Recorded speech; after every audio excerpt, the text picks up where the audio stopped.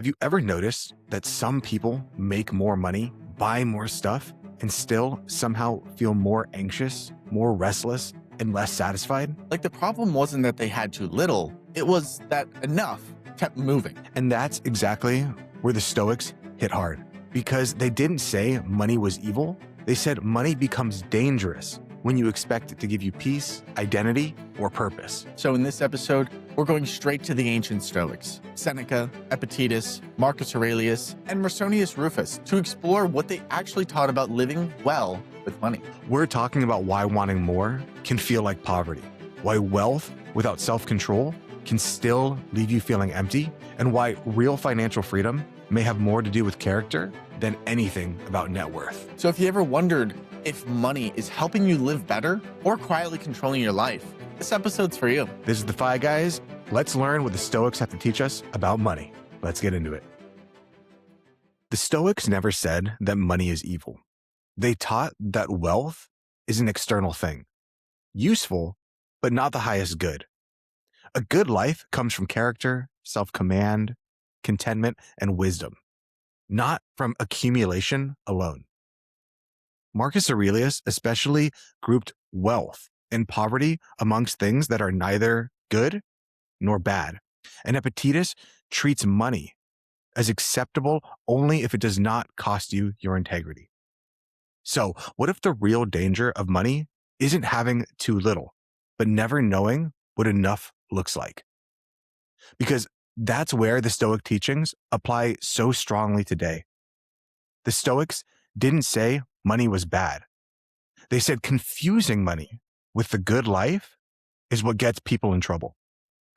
And today, we're going straight from the ancient Stoics themselves, from Seneca to Epictetus, Marcus Aurelius to Musonius Rufus, to talk about what it really means to live well with money. Now, Dominic, I know that I've talked quite a bit about Stoicism over our time together in our 100 some odd plus episodes. I'm sure you've heard a lot of different things from me, but what do you know about Stoicism, or did you ever know about Stoicism before meeting me? No, I never knew about Stoicism actually before meeting you. Not even in like passing. Like typically, like, oh yeah, I'll hear about something like that. But no, I'd never heard of Stoicism or Marcus Aurelius or anything like that. So when you kept bringing it up, it really kept being intriguing, right? If someone whose opinion you value and who's smart and you believe in keeps bringing up this one teaching a lot, it's like, oh well, maybe I should focus on this. But no, I didn't really get into Stoicism before you and never really heard of it. And now because of you, I've used a lot of the Stoic practices in my own life to benefit my world and the people around me. And it has been very beneficial, and I'm really grateful for that. And I think a lot of people could really benefit from a lot of the Stoic teachings. And I'm glad we're doing this episode today because I know a lot of times, sometimes people discount, well, because the information is old, it doesn't hold as much value. And today's episode is to disprove that completely, right? So I'm beyond elated to continue our conversation about Stoicism and to continue our episode with the Fi Guys. So, yeah. Yeah, I think first off, before we even get into some of the teachings around money that the Stoics taught us, and just so you know, for the way that I took these notes and tried to organize the podcast, I have 8 different Stoic quotes, direct quotes from some of the greatest Stoic philosophers. And I broke that down into 6 different sections about money that we can apply to today. But I think when a lot of people hear Stoicism, they automatically turn it off because they think of Broicism, of like, oh, like Stoicism is just like being Batman. Like you don't show any emotion at all. And there's a very big difference between capital S Stoicism, which is like the Stoic philosophy, and lowercase Stoicism, which is, the American, like the way of like we define it in America of you show no emotion. Because capital S Stoicism, the philosophy, has nothing to do without showing emotions. It's not about being a jerk or without feeling. It's about feeling your feelings and knowing when your feelings are misguiding you.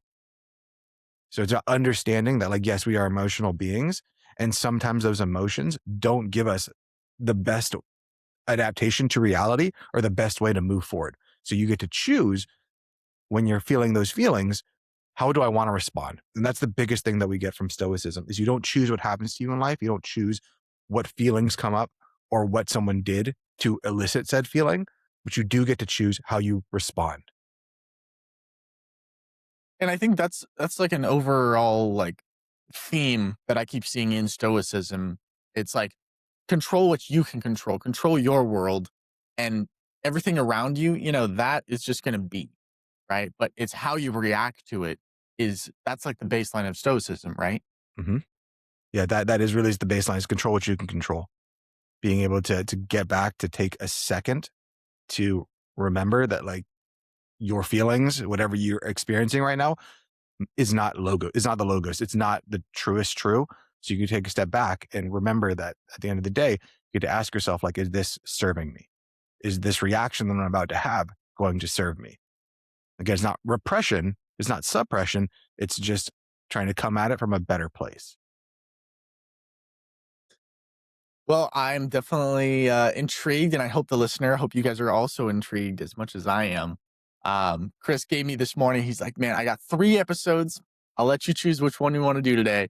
And as soon as he said the first title, I was like, "Oh man, we got to do that. We got to do the 8 Stoic lessons." I'm sorry, Chris. The other 2 are good, but this one speaks to me today. So, yeah, this is going to be a powerful one. This is going to be a very important one, and I want to preface also the importance of it, because oftentimes, we'll hear information. It's like, oh, the newest thing, right? Check out these, like, the newest freaking chatbot to help you with your business, with your this, with your that, right? And it's flashy, it's new, right? And people get excited about it. But with information like this that we're kind of bestowing today, this is information that's lasted centuries, time after time, tried and true. And that's how this isn't a fad that we're talking about today. This isn't something that in 6 months it's going to be worthless or expired or no good, right? The lessons that you're teaching today, Chris, right? I assume are going to be ones that, well, they'll last for another thousand years, correct? Yeah, I mean, that's kind of the hope, right? You would think that if something has lasted for nearly 3,000, 2,000 to 3,000 years, that it's going to keep staying true, regardless of what the new technology is, because human nature is still the same thing. I mean, if you, again, you began reading the book Meditations by Marcus Aurelius. How many of those passages you're like, oh wow, I can take that happened over 2,000 years ago and apply it to my day right now. Like when my alarm goes off, I also don't want to go to bed. And he talks about the exact same things. Sometimes you're going to run into people that piss you off, and how can you better respond to that? And those are the exact same things that he learned a long time ago and try to figure out a way around that you can directly apply to today. The form of money may have changed. Maybe it's now Bitcoin or our fiat currency, but the thought around money, of what money is, what money represents, has not changed. It's still representing value in some form, stored value to get value from whatever I need from you today. So the first section I want to go into, and remember, I've broke this down into 6 different sections, 8 different quotes, is money is not the highest good. And our first quote comes from Marcus Aurelius. Not death, or now death and life, good report and evil reports, pain and pleasure, wealth and poverty, these all befall men, good and bad alike, equality and themselves, neither right nor wrong.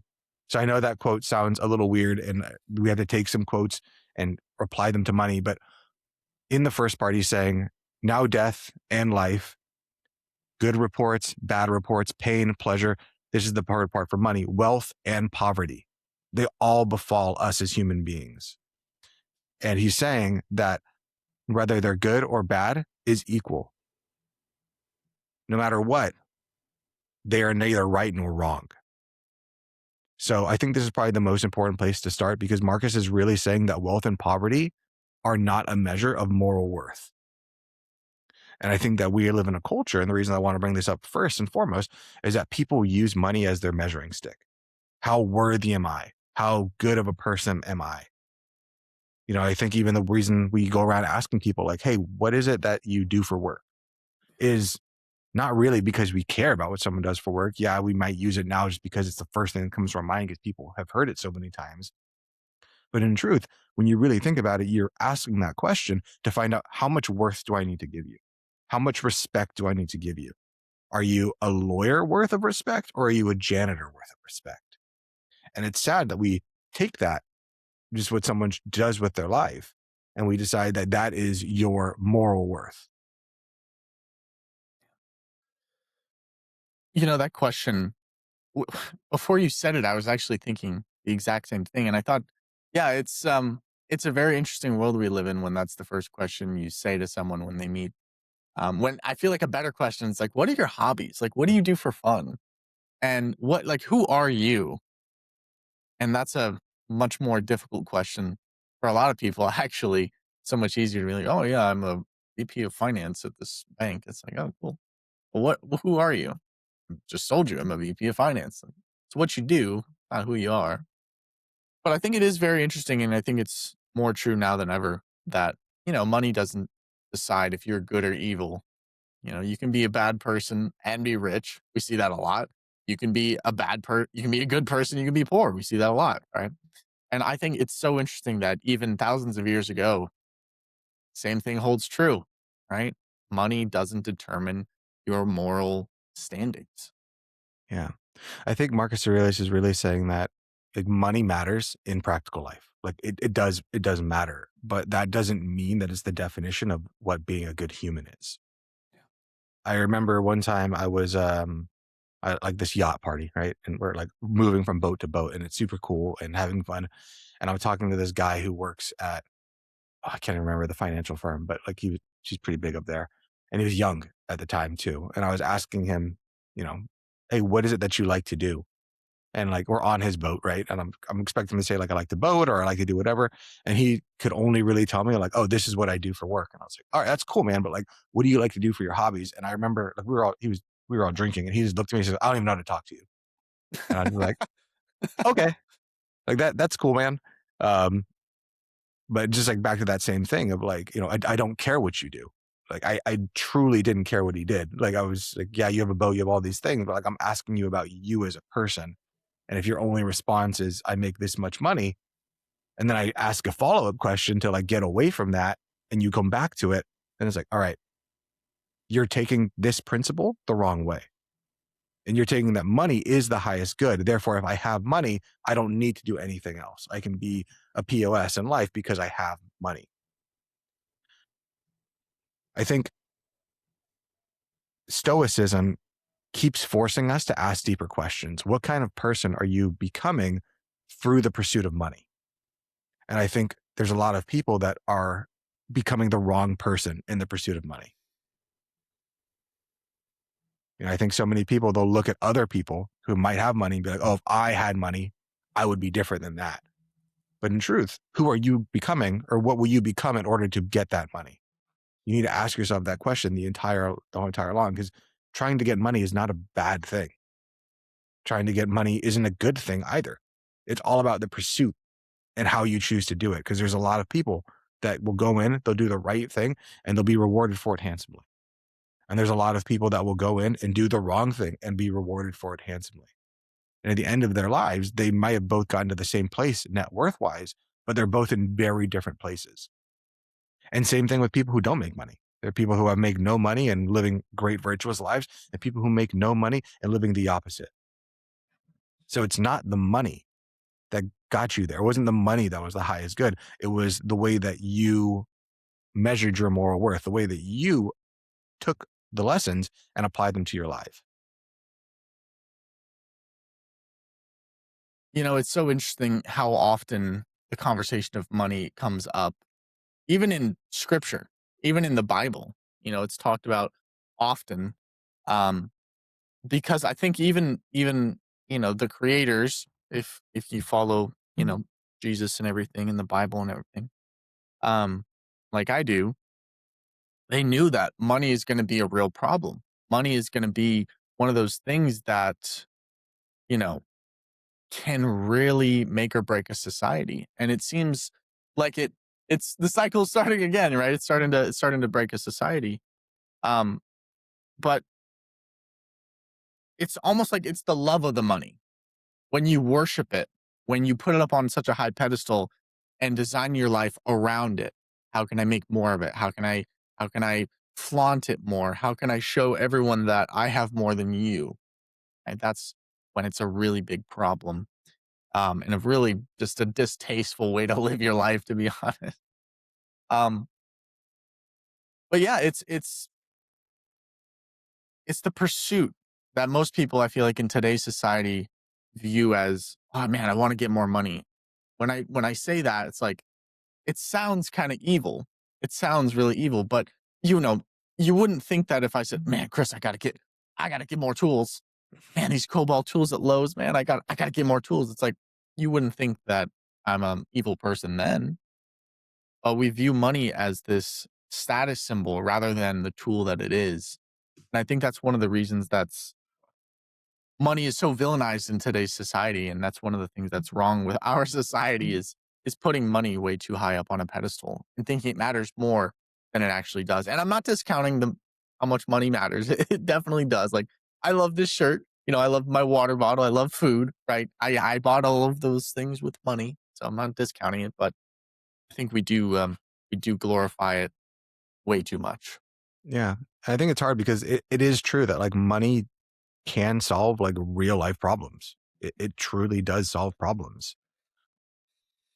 It creates options, comfort, and security. Like that's the way the world works. Like if you have money, you have options, you have comfort, you have security in terms of what the things that money can provide you. But it can't make someone wise. It can't make someone disciplined. It can't make someone good or just, and it can't give that person peace. So I think the thing that we need to learn from the Stoics, especially from this first quote from Marcus Aurelius, is that the Stoics separate having resources from living well. I think we all need to ask ourselves, are we trying to just accumulate more resources? Just like you said, like, am I just trying to get more tools? Or am I actually trying to use those tools to make myself a better life? If we took money out of the equation, you were just like, hey, Chris, I need to go to Lowe's and just get more tools.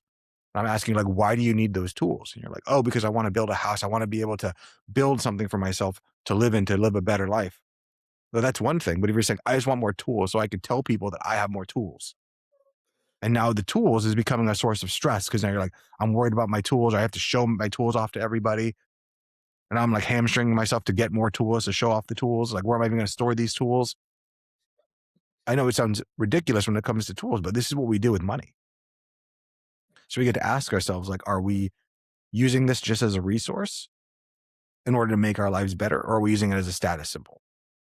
Because what Marcus Aurelius is really teaching us here is that money is not the highest good.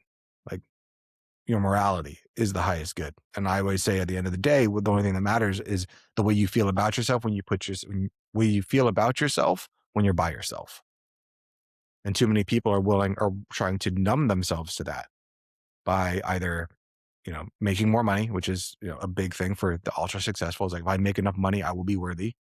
A lot of people are just trying to numb out entirely so that they don't have to think about themselves when they're by themselves by, I don't know, being on TikTok or just endlessly scrolling, drinking, doing whatever it is to not have to be with themselves and really think. So now I guess I have a question for you. How much of modern money stress do you think comes from expecting money to do more than it actually can? Oof, a lot, a lot, a great deal of it actually. You know, if if my job was paying me $1 million a year, my parents would probably be prouder, right? So, not to say that they're not proud already, but when your son or daughter does very well financially, well, that's something you tell your friends, which I hate. Something you tell your nosy aunts, which I'm not a big fan of as well. But 100%, I mean, I think, you know, a lot of the stress of money is attaching identity to it, right? Money is the scoreboard. A lot of times people will say, especially in entrepreneurial spaces, it's like, oh, I'm an entrepreneur. Oh, cool. What, how much this year? It's like, oh, like 5,000. It's like, oh, you're a terrible entrepreneur. It's like, well, there's more more metrics than that, right? There's way more metrics, right? What if you said, yeah, I'm entrepreneur, 20 million this year? Oh, ooh, wow. It's a lot. It's a big number. You must be very successful in all areas of your life. When in actuality, you know, oftentimes getting something, you can't get, I forget, we always say it on the podcast, and I don't want to butcher it, but everything in life is trade offs. And I think that's what people need to understand as well as with money, because in order to get to a certain level, there has to be trade offs, time trade offs, freedom trade offs, relationship trade offs. And oftentimes, it's like, oh, I'm leaving this girl. She's a distraction so I can make more money. And then you have more money. It's like, hey, it's Saturday night. I have no one, right? I didn't build those relationships. I don't have a family. I don't have XYZ, right? And oftentimes it's like, well, but I'm rich. Well, cool. I mean, you you added another comma, you added another zero to your this this this certain app in your phone. That's great. Happy for you. That's what matters to you. But oftentimes we give matter the things that, well, they don't really fulfill us. And that's a really sad way to live. Yeah. And I understand why. Like, it's quantifiable. Yeah. It's easy to measure. Like, to say, like, I am this much better than you. Like, here's the numbers. And it's hard to talk about like the real moral values or the real human values of, like, love, wisdom, courage, compassion, like those type of things. You can't really sit there and say, like, oh, I'm this much better than you in these regards. And so it makes it hard. Like, I mean, imagine if you told your mom, like, hey, or mom, I'm making $1 million a year. And mom's more proud of you. She's like, yeah, I'm a sex trafficker. Like, it's great. Like, look how much money I'm making, like, That's crazy. What a curveball. but like, What a that's the way we curveball. would look at it, right? Like, you say, Yeah. like, oh, I'm making $1 million a year. Good for you. Like, you're doing so good. But it's like, we forgot, we don't even ask the question, like, okay, then how? Like, are you doing the right things in order to do that? Because you can make a lot of money and be an awful human being. And you could be a great person and be doing nothing. Like, same thing if someone was like, oh yeah, I'm a janitor. And it's like, oh, okay, like, great. I guess I don't have to respect you. It's like, yeah, I make $1 million a year. Like, that would be a very different thing. We just can't use money as the highest good. That's the biggest thing I'm trying to get from section 1 of this podcast is money is just a tool. That's all it is. But to assign someone's worth in life based off of their money, it's not the best way of going about it. But unfortunately, it's the norm. But again, the norm of what society is not a great way of living. Like, the norm is obese. The norm is divorce. The norm is hundreds of or thousands of dollars in credit card debt. The norm is not being able to deal with a $400 surprise bill. So do you want to be average? Do you want to be normal? Or do you want to be extraordinary? In order to be extraordinary, in order to really raise your stock outside of just making more money, it's by working on yourself. And that's where I think these Stoic teachings can really apply to us today. Well, I could ask 1,000 questions on that. And I just checked our recording time. And I'm like, oh, we're on the first one still? I'm not going to ask my next question. I'd love for you to get onto the next one. That way it's not a 10-part Stoic episode. Of course. Let's move on to section 2. And this is real poverty. It is endless craving. This is probably some of my favorite things. These all come from Seneca. So I'm going to just give you all 4 of them, all 4 quotes, and then we can kind of go from there. But the first quote from Seneca is, being poor is not having too little. It's wanting more. That's one of my favorite quotes from Seneca. Number 2 is, it is not the man who has too little, but the man who craves more that is poor. Almost the exact same thing. Would you rather be poor and sated or rich and hungry? And sated means satisfied. And I do not regret a man. I do not regard a man as poor if the little which remains is enough for him. All of these quotes are saying that, well, I think this is where Seneca gets incredibly sharp. He's framing poverty as an issue of appetite, not of income.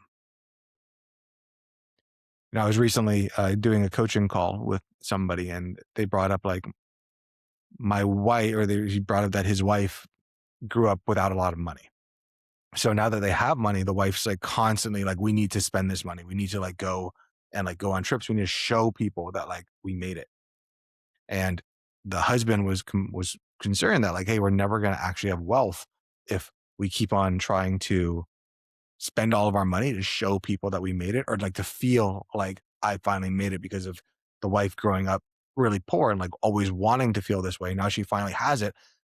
And so she's spending the way that she wants to in order to feel the way that she wants to. And that's really the truth of why we spend most of the time, is to give ourselves a feeling. But she's spending all this way. But the thing that she's doing is actually taking her away from being truly wealthy, because she's spending all the money that they're making in order to like feel this emotional void. So I ended up using a paraphrase of this quote of, I said, having wealth isn't about having more, it's about desiring less. So I paraphrased Seneca's quote, and she was finally able to be like, oh, I get it. Like, I didn't want to tell her like being poor is not having less, it's about wanting more. So I used the opposite of it. Yeah. To which she was like, oh, okay, I get it. Like, I am wealthy. But the reason that I don't feel wealthy is because no matter what I get, I take it to the next place and say like, well, I want this then. So I'm always never going to feel like I'm there, because I'm always moving the goalpost. This is the idea of the hedonic treadmill. I love that last quote that you said. I do not regard a man as poor if the little which remains is enough for him. And man, that is like one of the greatest skills, is to figure out what is enough for you. And enough doesn't always mean, I mean, are we still talking about money? Right? Enough is not just a money issue. It's a relationship issue. It's a learning issue. It's an everything issue. When is enough enough? And I love the idea that you said that it's an appetite problem. I think that's very interesting. I'd never heard that one before. Yeah. I think that Seneca isn't denying that like there are real material hardships when you have a lack of enough money, like enough to be able to meet your basic needs. Like, I'm not going to say that like, oh no, money doesn't solve those things, because that'd be stupid. Like, money does solve money problems, and it solves it extremely well. But I think that Seneca and myself, what we're trying to show is like exposing something much deeper, that a person can have a lot and still feel this permanent sense of lack. And no matter how much money you get, or no matter how much wealth you grow, it may never satisfy that sense of lack. Like, that's a you problem, that you're trying to use the money to gloss over the you problem. And our modern culture, it like really trains us from beginning of birth through like modern marketing. Like, every day you're looking at 1,000 things. Like, whenever you just go on Instagram and scroll, it's 1,000 things saying that you're not good enough right now. And it causes this feeling of, I'm constantly behind. I'm not where I'm supposed to be. Someone gets a raise, then they upgrade their car. Someone incomes goes up, but their peace doesn't go up. In fact, when someone's income rises, so does the level of their expenses. And typically their expenses increase faster than the level of their income. And now they're getting, now their peace is going away, because they're like, I'm making more money, yet it feels like it's going out faster and faster. And the reason isn't the money is disappearing. It's because they're inflating their life. They're feeling that this money should fix this lack of moral failing, or whatever word, this emptiness within me. And every time that I make more money, I just keep on spending more money to feel this hole. And the hole just keeps on getting bigger and bigger and bigger. Well, it's kind of like the lifestyle expands, the comparison expands, the desire expands. Unless we're able to look around and basically ask, what if the issue isn't the amount of money, but your relationship to that amount of money? Interesting. That's very interesting.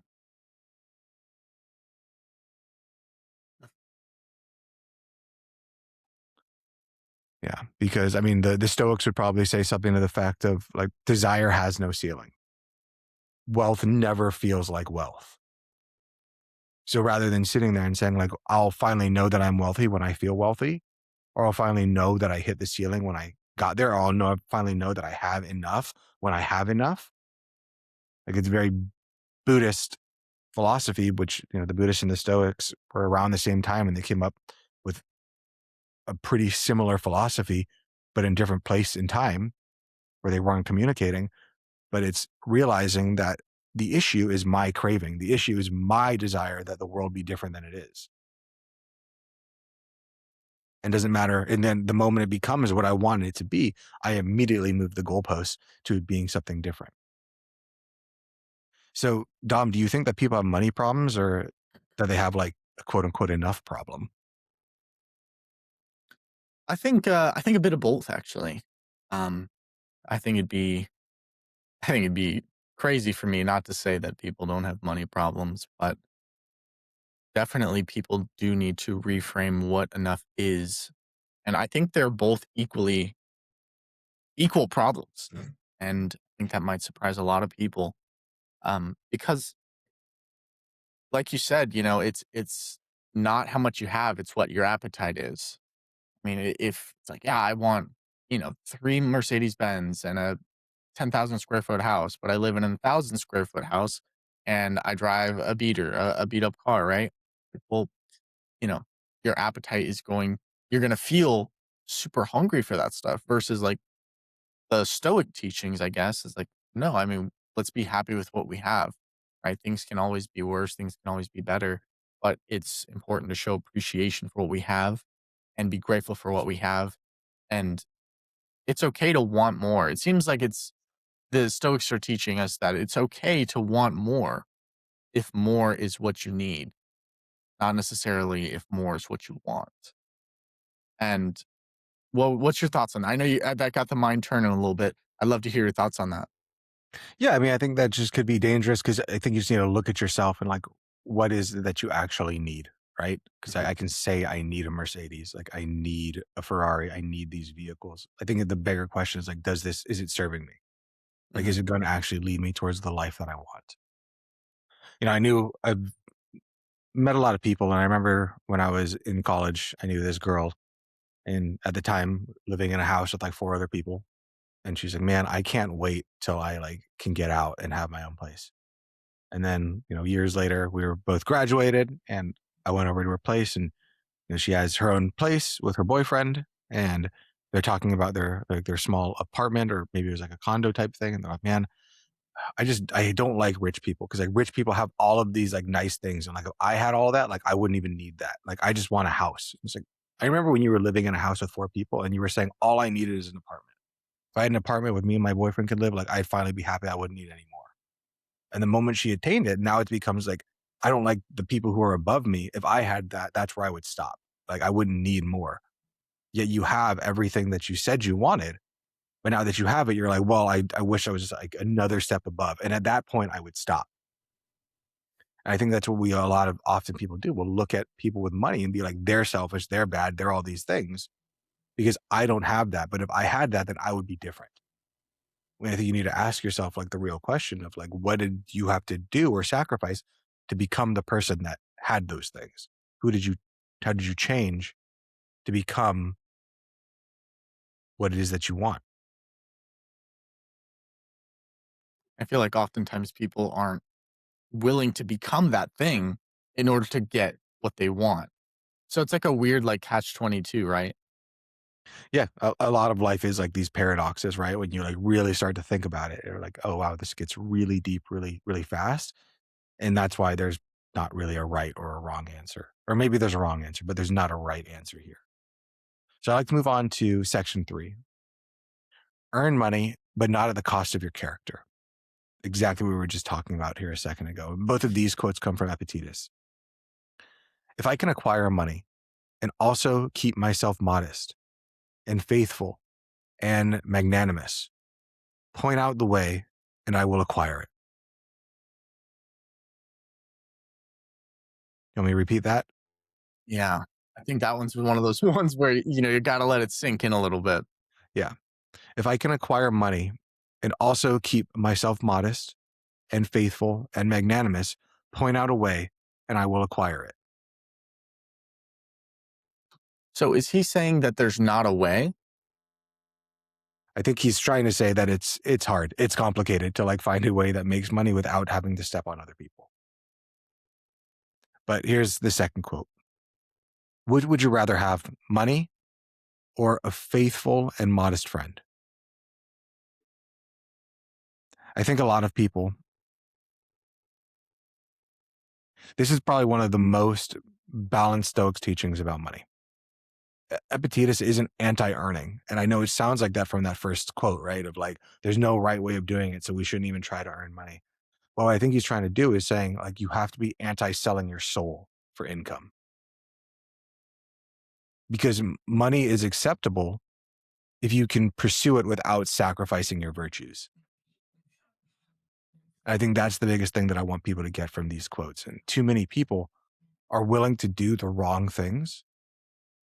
Again, it goes back to my quote earlier. Like, you can say, like, I'm a millionaire. Like, oh yeah, I make $1 million a year. It's like, what are you doing? Oh yeah, it's like I traffic kids. Like, that doesn't matter. Like how much money you're making if it costs you your character.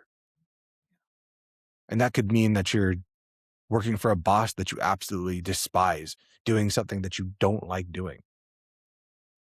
Like I've lived that life too, where you find out like, oh my God, this is what we actually do. And you have to make that choice of like, is the money that I'm getting paid to do this awful thing worth it? Or should I change? Should I sacrifice my status?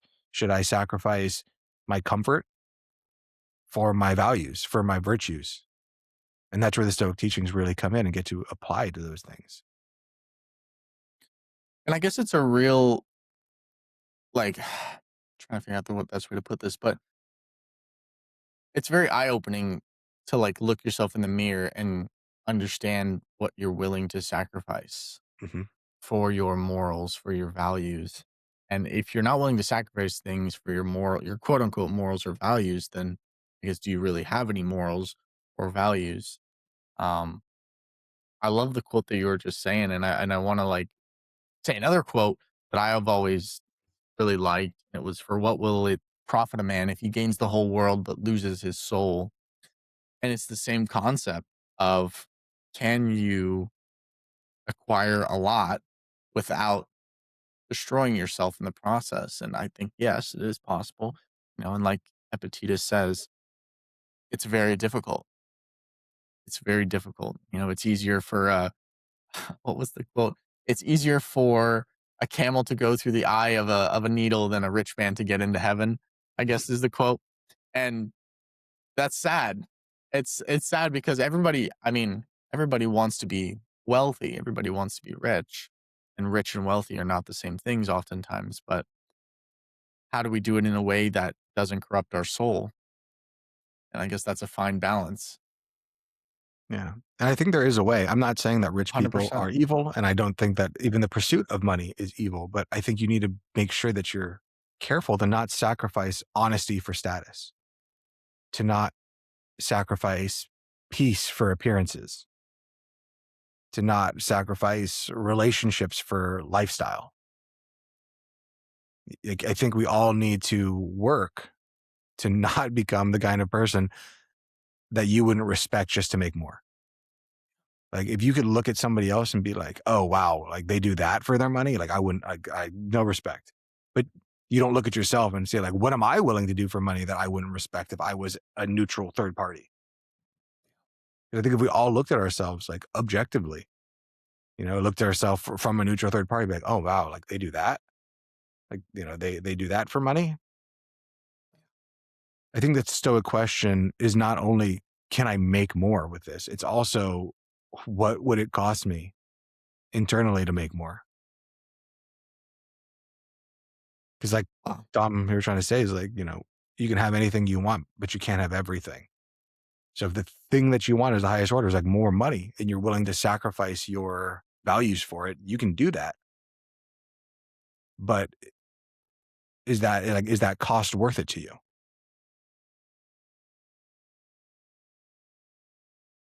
Hmm. What an interesting quote. What will it cost me internally to make more? Because as we know, everything has a price, everything has a cost.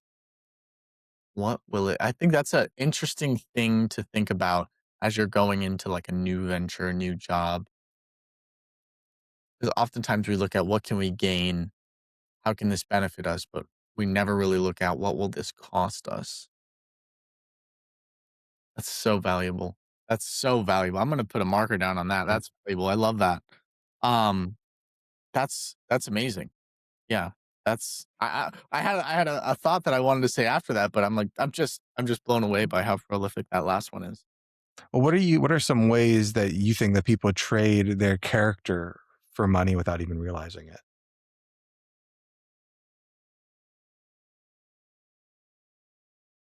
What are some ways that people trade their character for money without even realizing it? You know, I feel like I see it a lot in like corporate America when you're kissing up to the boss, you're being fake.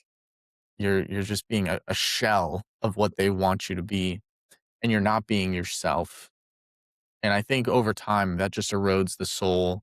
And then you walk into an office and it's like it's just a bunch of hollow conversations that don't matter, that aren't real, that aren't based in reality.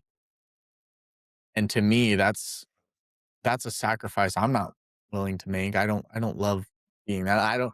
I just can't imagine wanting to be anything other than who I am. And I love who I am. There's tons of flaws, there's tons of great things, and I would never want to kind of transform that in order to gain favor with the boss, gain favor with your master. It seems like I feel that's the most common way that people are sacrificing their morals in order to gain more money. Where do you see it most common, Chris? I worked with a lot of retired clients, and how many people when you're a kid, you have all these dreams and aspirations of like things you're going to do and want to be. And then you go to this droll, monotonous job that kind of just sucks the life out of you, right? And I kind of think of when I was working at some jobs and they bring in the guy who's like currently like getting interviewed and they're like, hey, like come meet this person and talk to them. And you're like, yeah, I love this job. But in like truth, you're like, read my eyes, like run. Like, don't, And so over time, it just kind of beats you down and beats you down. I've worked with retired clients who at the end of their lives, or not the end of their lives, but at retirement, like, what are you going to do with life? Like, what are you going to do now? I don't know. Like, because who you were got beaten out of you in order to live a normal life, in order to live like the right life, which is I wake up at 6 a.m. or whatever, wait in traffic, get to work, sit there for 8 hours doing stuff, go back in traffic to get home, to eat dinner, to start it again. And then your life begins to shrink more and more and more and becomes down to this little, like, I just survive. And then when you finally get to the promised land, you finally at retirement, you finally done all the right things. It's like, what do you want to do? And they're like, I don't know. I guess survive because of all that I had to sacrifice to even get here made me become the person. I had to become this person in order to get to where I am. And now I don't know how to be anything other than this person that just survives. So you need to be really cautious on those things and remember who you are, know Yeah. yourself and don't How lose those do things in the pursuit of money. how do people discover who they are if they've been beaten like a nail into the wood? Test and reiterate. That's the only thing I can think of is just try new things. I think that too many people, we get so stuck in our ways of like, this is what I like, this is what I don't like. And you just kind of like take that as truth and you never try new things. So you might know what you don't like. And maybe you know the things that you like, but that doesn't mean that you know everything that you like and everything that you don't like. You have to keep on trying new things. Like maybe you're like, oh no, I don't like surfing. It's like, have you ever surfed? Nope. Never tried surfing. Like, well, maybe you really could love it. It'd be like someone saying like, oh yeah, I don't like Asian food. It's like, okay, have you ever tried Asian food? Nope. Never even tried it. Like just never even tried it. I don't like Mexican food, never even tried it. Like I eat hamburgers and that's it. Or I guess if you ask somebody like, hey, what's your favorite food? And they're like, oh, I don't like food. You'd be like, okay, you haven't tried enough stuff. because everyone likes something. Like you have to have something that you enjoy. I think it's the exact same thing when you're kind of trying to figure out what is it that you like or don't like. You have to try stuff. There's no easy way. Like I can't tell you, Dom, you're gonna really like this. Because I could like things and like show it to you and be like, hey, I really like this, therefore you should like it. And you could still say, like, Chris, my opinion is I don't like that. And that's not a reflection on me. That's just your interpretation of it. And that's okay. So you have to test and reiterate, test and test and test, and try the smallest amount of testing you can do that doesn't break the bank to see if you like something. And I think there's definitely a delineation between researching something and actually doing it too. I feel like oftentimes it's like, oh man, that looks so fun. That's surfing. I saw a surfing video online. That looks like so much fun. I love that. I love surfing. I love surfing. It's like, well, have you been surfing? Have you been in a a 5 foot wave and you biff it and it just comes right down on you? Have you had the surfboard impale you? It's like, have you been in that situation? Have you done it? Right? And Yeah. I You ever think that's one curled of the so hard that problems. you hit the sandbar? Yeah, right. You get back to the beach and you got the taste of seawater in your everything. Um, as you can tell, I don't know if you guys can hear, but my cat over there is bursting through the door trying to learn more about our Stoic teachings today. But I agree with you, Chris. I think it's more important than ever to really try. Try something new. And maybe that can be part of our action step of the day.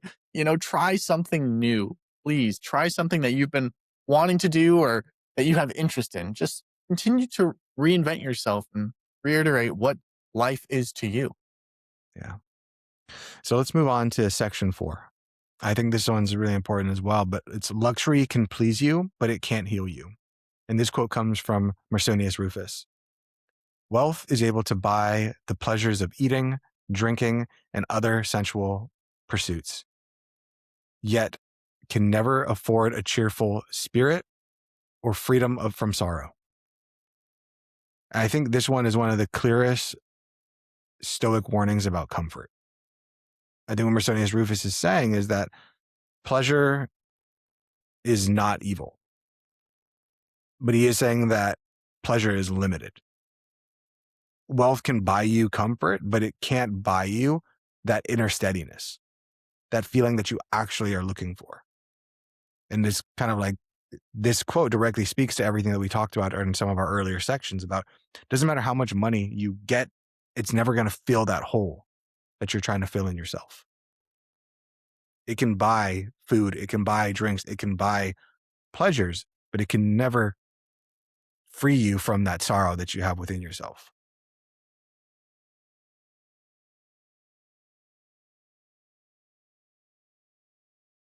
I feel like that's one of the most common things we see, at least that I see in this world, is that people, like we talked about earlier in the episode, people try to buy things that can't be bought.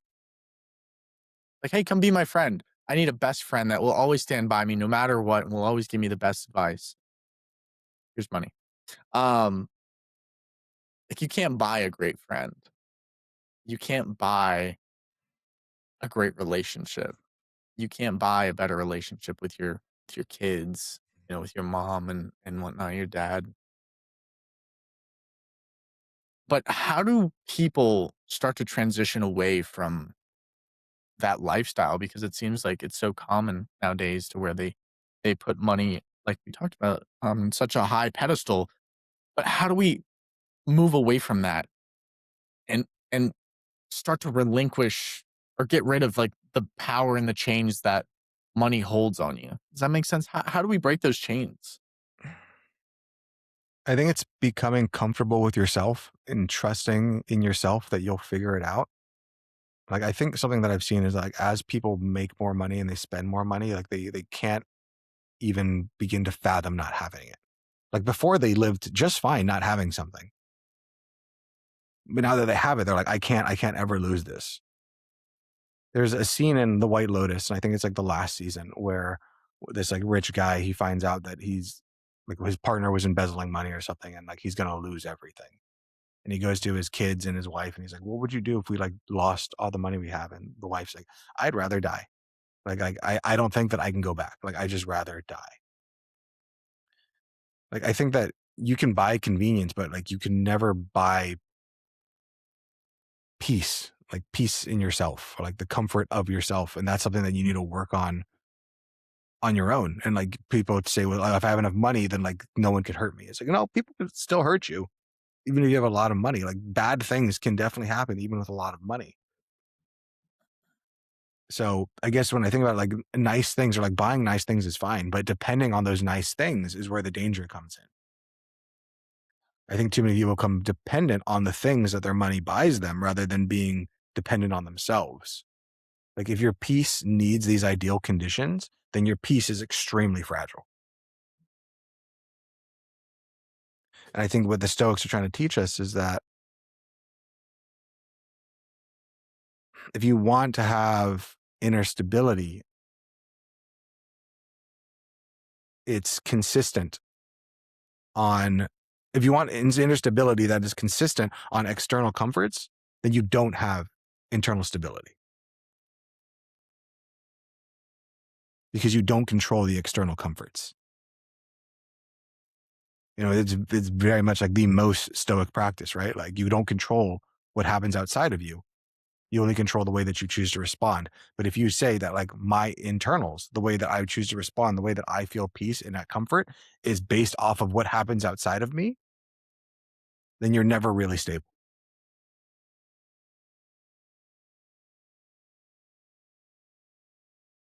It's so interesting that, peace can be so fragile. And I guess the more fragile it is, the more worthless it is, correct? Maybe not worthless, but just like quick to change, you know? And I guess that like prompts the questions like, where's the line between like enjoying your money and becoming dependent on your money? Yeah. Because I think a lot of us say like, oh yeah, like I use my money in ways that like I don't need it anymore. But like say you become used to, we eat out every Monday night or Tuesday night, or we eat out every night or whatever. And now you're like, hey, you can't afford that anymore. But this is like now my comfort's shaken. Or you have to like the worst thing in the world, right? You have to downgrade your house. You overbought on your house. You can't afford it. We need a downgrade now.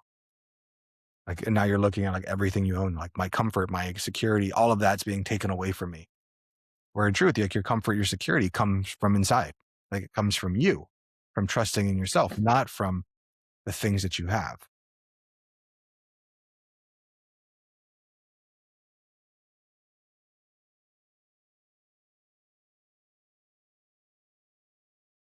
I hope you guys are taking notes.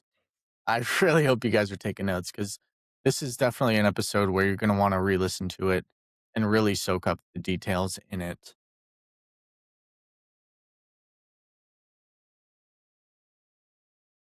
So, what can we do with this information so far, Chris? Yeah. Well, let's go ahead and move on to section 5. And that's, Okay. I think that stoic wealth is closer to freedom than it is status. I think that's what majority of what we were talking about today. Like we talk about financial independence, we talk about freedom. We ask everybody that comes on the podcast, like, what does financial independence mean to you? And to this day, I've never had someone say, like, being able to show other people that I have more money than them. Yet, how many of us are pursuing that? We may not tell ourselves that. We may tell ourselves, oh, we're trying to live the best life. But in truth, most of us are just trying to show our neighbors that we're doing well. There's this like crazy, like little like known thing. Like if your neighbor wins the lottery, you are, I think it's like 10 times more likely to go bankrupt. Like if someone in your sphere comes into like a sudden windfall of money, you are more likely to go bankrupt because now you feel that I need to keep up with this status of this other person. So I want us to figure out that if we really like pull all these teachings together, stoic wealth looks a lot more like understanding what enough is, being disciplined, the freedom from excess cravings, peace of mind, integrity in your earnings, and generously in using what you have. Too many people just look at the number. It's just the number. That's all that matters without looking at all of the values that come along with that number.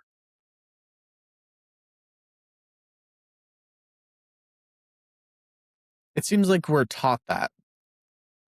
I don't, where did it come from, Chris?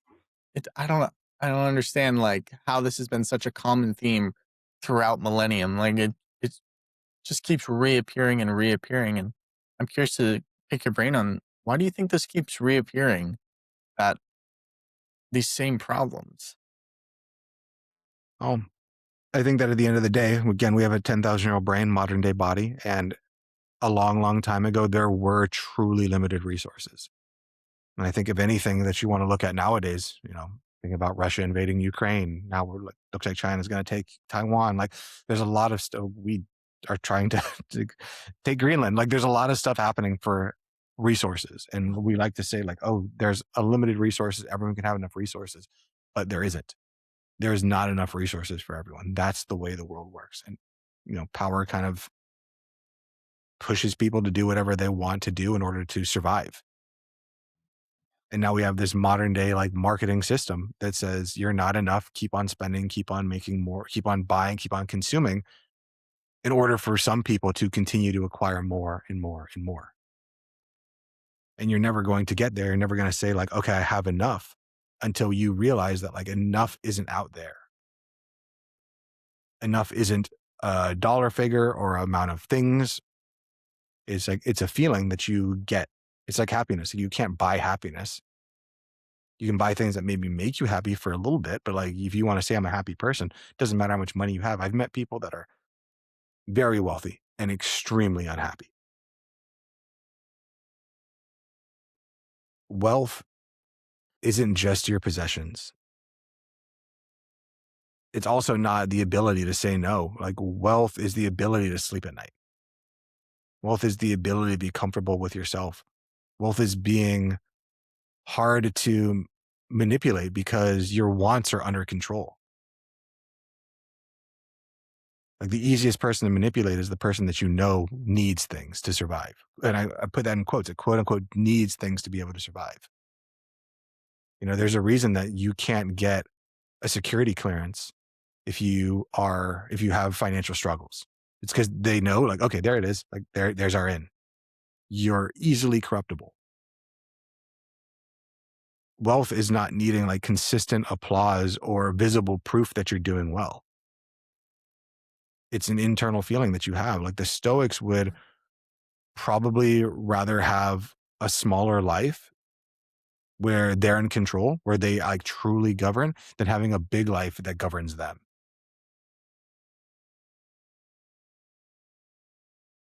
I think if it boils down to it, I think everybody would want that. But how But many it's of us are willing to do that? everybody wants the easy path, and that's definitely not the easy path.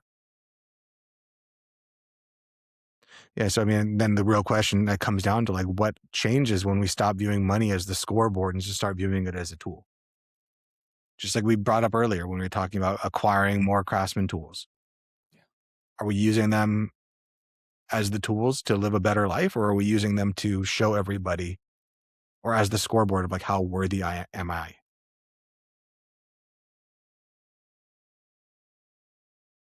Because the person that desires less, back to Seneca's like my favorite quote from Seneca. It's being poor isn't about having less, it's about wanting more. And if you're able to want more or to have enough with wherever you are, like you're non-corruptible, you get to live your life on your accordance of how you want. But if you're the person that says like, oh, I need this big house, I need 5 vacations a year, I need my car, I need the Michelin star dinners, I need these things to be happy. A lot of your happiness or your happiness is contingent upon a lot of things going right. And the moment, one piece of the Jenga tower is pulled out and things start to crumble, you realize how fickle it all was, rather than becoming comfortable with yourself and being okay with whatever it is. I think it was Seneca. I can't remember who it was, which Stoic philosopher, where once a month he would go and like dress. He lived like in a palace, but every month he would dress in like his poorest clothes, rags, and he would just go live on the streets for 2 days, just to remind himself, like, this is the worst thing. Like, this is the thing that you fear. Like, you're okay. That's why we talk about here on the Five Guys, like put yourself in the fire. Because when life comes for you, and I promise you it will, if you're never tested, because you've never tested yourself, it's going to be a lot harder. You know, it's like I always tell people, like, yeah, I still do the cold plunge. I recently refilled it because now like my knees healed enough to go ahead and do that. And I always tell people, like, hey, if I'm in the Arctic and I go down into the water and it's 40 degrees, I know I have 4 minutes. Like, I know without a doubt I got 4 minutes in me before I die. And there's other people like, I have no idea. I'll probably just drown immediately. But like, I know I can go under the water and come up and I have 4 minutes. As I tested it over and over and over again. And same thing with jujitsu, right? Like, I know that I'll be okay for a little bit. Like, I know that I can survive for a little while. But if you're untested, you're just hoping that when I get to that moment, I'm going to magically feel better and get to where I want to be. That's a lot of things going right in like panic situations. And none of us make good decisions in panic situations.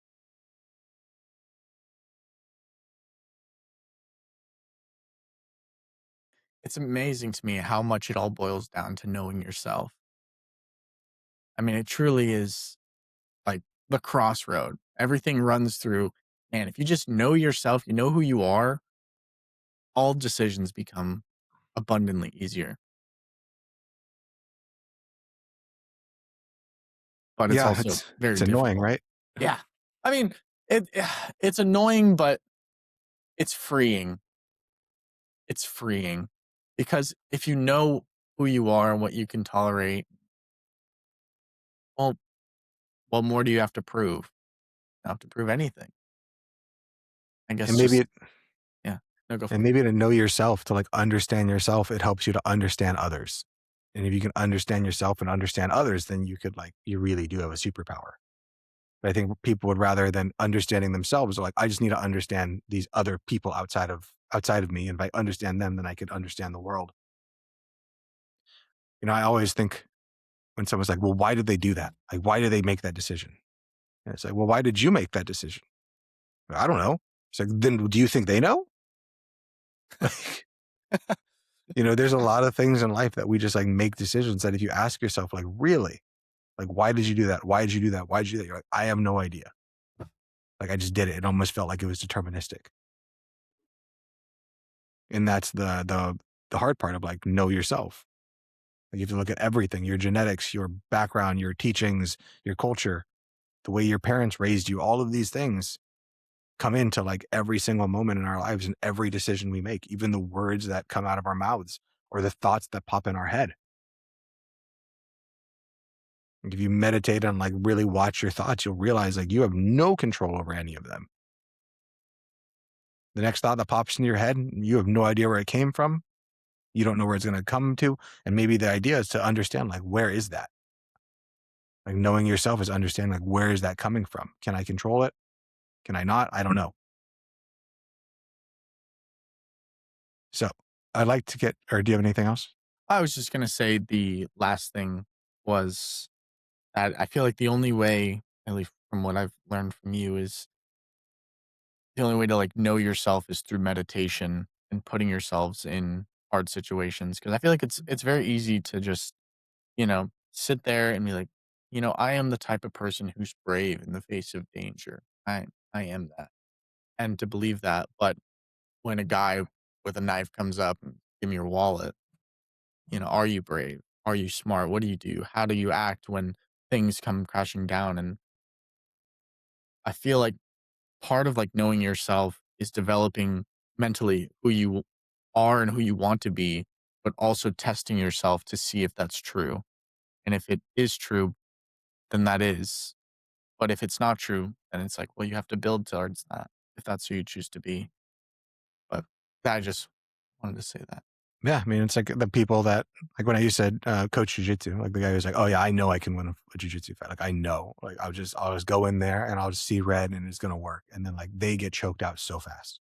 Like, Yeah. you know, and then Yeah. like either you realize like, okay, I don't know what I don't know.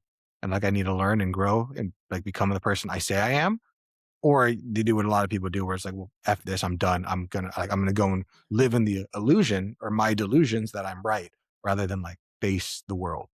rather than like face that like, okay, maybe I'm not as in control as I thought I was. So let's learn some modern Stoic money rules that still apply today. Rule number 1, define what enough is. Seneca's warning is powerful because it exposes the trap of never ending appetite. If you don't know, or if you don't want to define enough, your desire will define it for you. And the thing about desire, the thing about craving, is that it's never satisfied.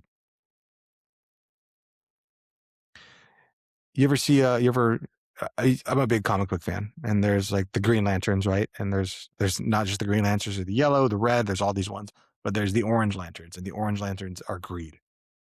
And there's only one Orange Lantern.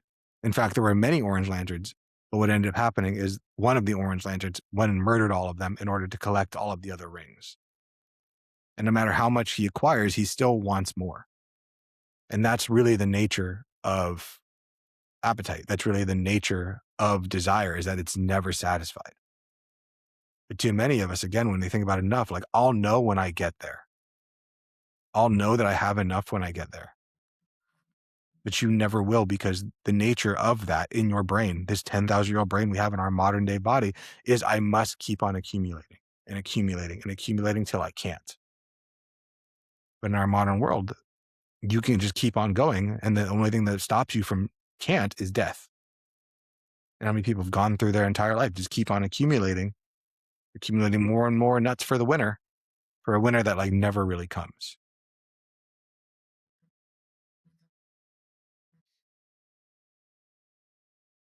That's a weird thing to do, to save for a winter that never comes.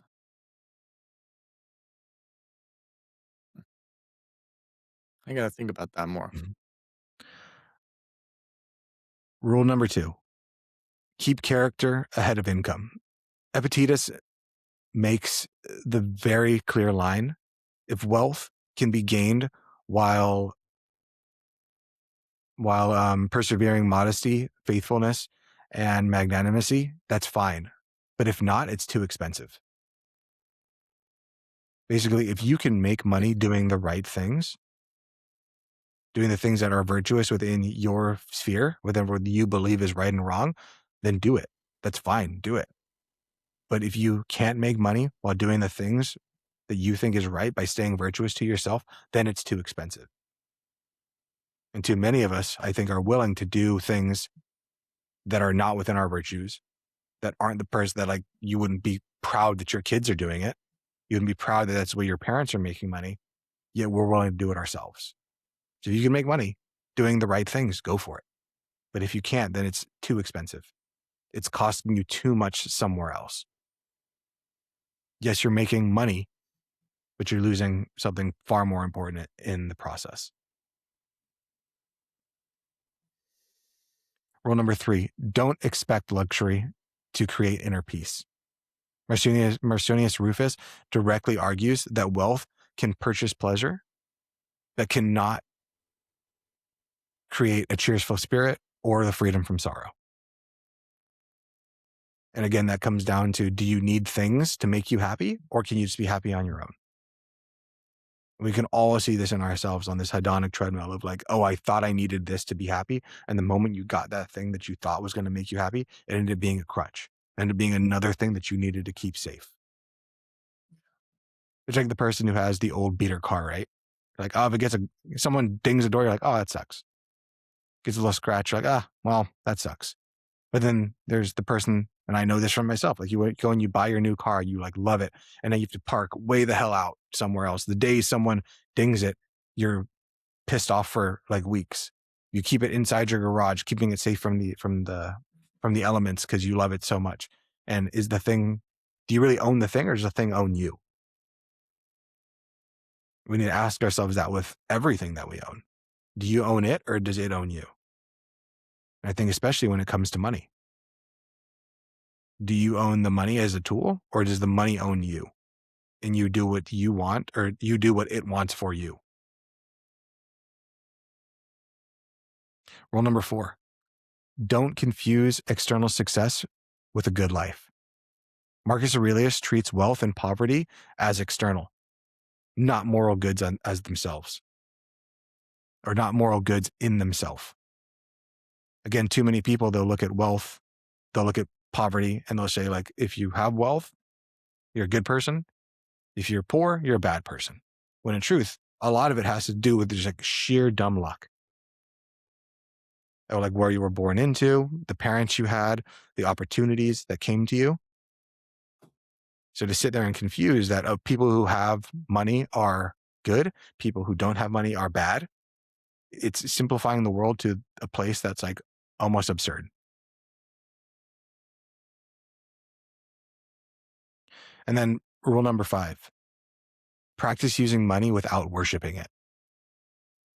This is a common thread that's running through all of the Stoic teachings. Use money, steward money, appreciate that you have money, but don't build your identity on it. And I think that final point is the synthesis of the Stoic sources above. That money is just a tool. But too many of us will take it as it's everything. And if we put it at the highest order, then what are you willing to sacrifice in order to attain it? How much of yourself are you willing to give up just to have more? More of this silly tool. A silly tool that, yes, facilitates our lives and allows us to do a lot of things, but doesn't give you the inner peace that you're looking for. Doesn't fill up the part of you that you know you really want to have filled, which comes most likely from relationships or from understanding yourself.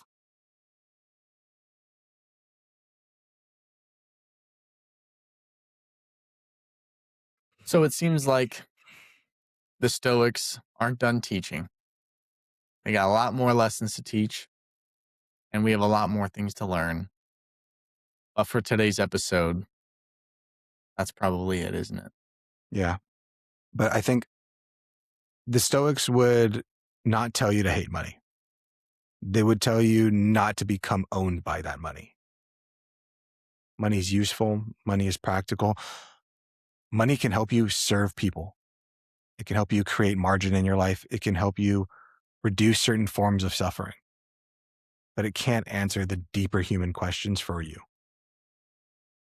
A Stoic approach to money says, earn it with honor, spend it with intention, want less, hold things loosely, and live well. So our action step for this week is I want you to do something very simple. I want you to ask yourself, am I using money to support a good life? Or am I making money to become the good life? And with that, Dominic, would you close this out? Absolutely. Well, guys, that's going to do it here for us on today's episode. I hope you enjoyed it. I hope you guys really took a lot from it. I know I did. I'm going to have to go back and listen to this one, just like I hope you guys will as well. If you did enjoy it, which of course you did, make sure to share it with a friend, a family member, an enemy. Share it with anybody, right? Tell someone about it. That's your action step. That's a new action. That's Dom's action step. Share it with somebody that you care about that really needs to hear this. With that being said, we'll see you guys back here next Monday as we are switching to Monday only episodes rather than 2 parts, confusing people. We're just going to do 1 episode a week. Hope you guys enjoy the new format. Hope you guys enjoy everything that we are putting into this episode and into this podcast to make it as beneficial for you guys and as informational as possible. That being said, I'm Dom. He's Chris. We're the Five Guys, and we'll see you guys in the next one. Later. Peace. This video podcast is sponsored by Monzon Wealth. The content in this podcast is for informational purposes only and should not be considered financial advice. We do not endorse specific products or services. Past performance does not guarantee future results. The opinions expressed are those of the hosts and guests, not the podcast sponsor. It is crucial to consult with a qualified financial advisor or professional who can provide advice tailored to your specific needs before making any financial decisions, investments, or taking any other actions. If you are seeking specified help, you can reach out to Chris at monzonwealth.com.